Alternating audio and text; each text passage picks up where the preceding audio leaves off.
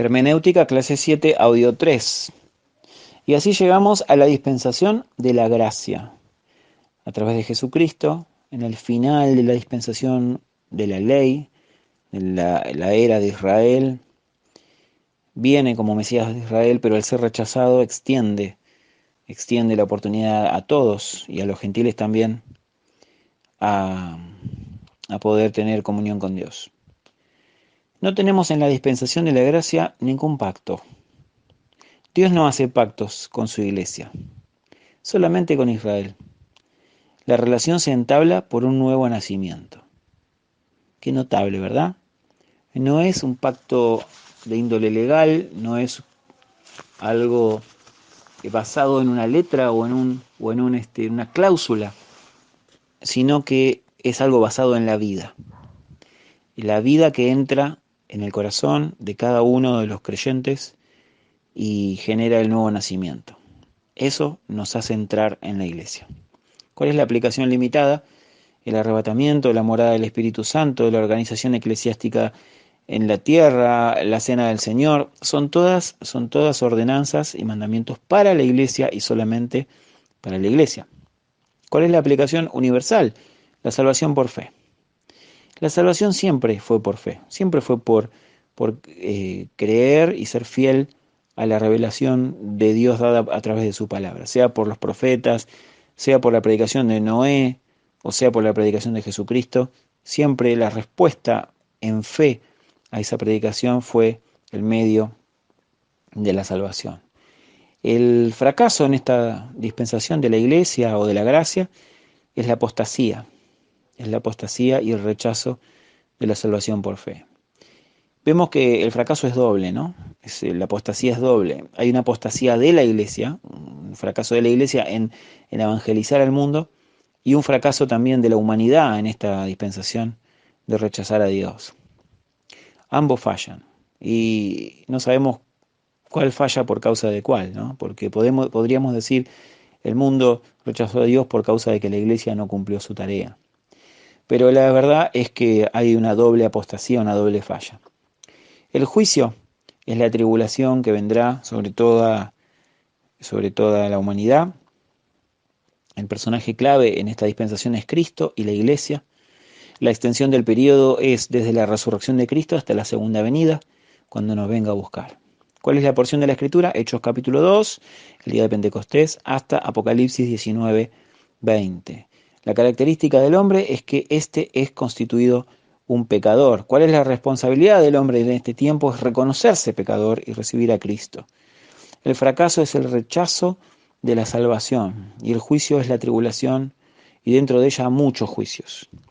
Pero hay una intervención de Dios en gracia, el arrebatamiento de sus hijos a través de los dos testigos que hacían señales también.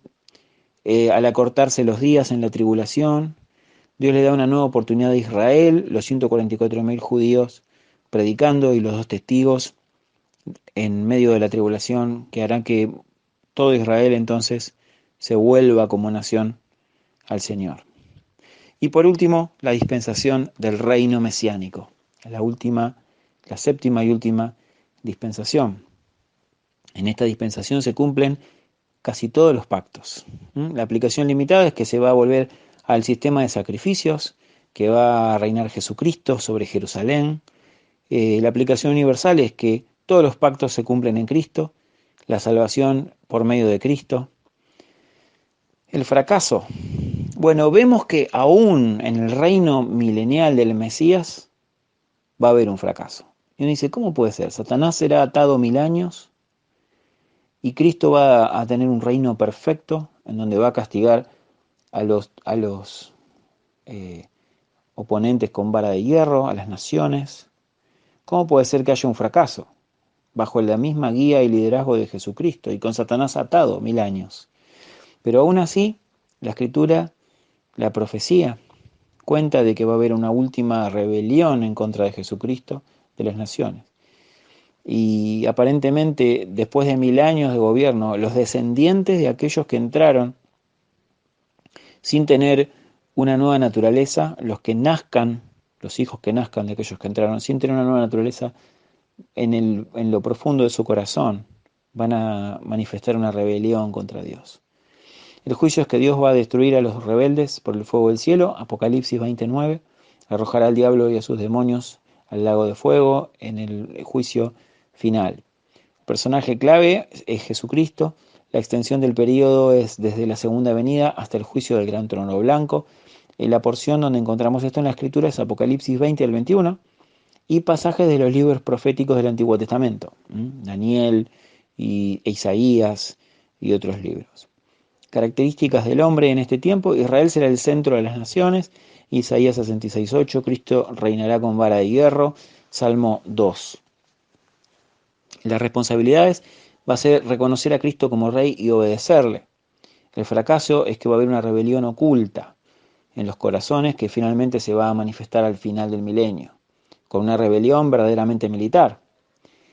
¿Cuál será la intervención de Dios en gracia? Una eterna separación del pecador y de los creyentes.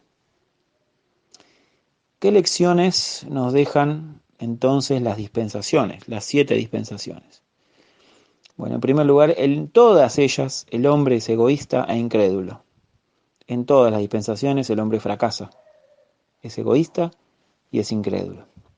En segundo lugar, a pesar de su jactancia de ir cada vez mejor y mejor, es incorregiblemente malo.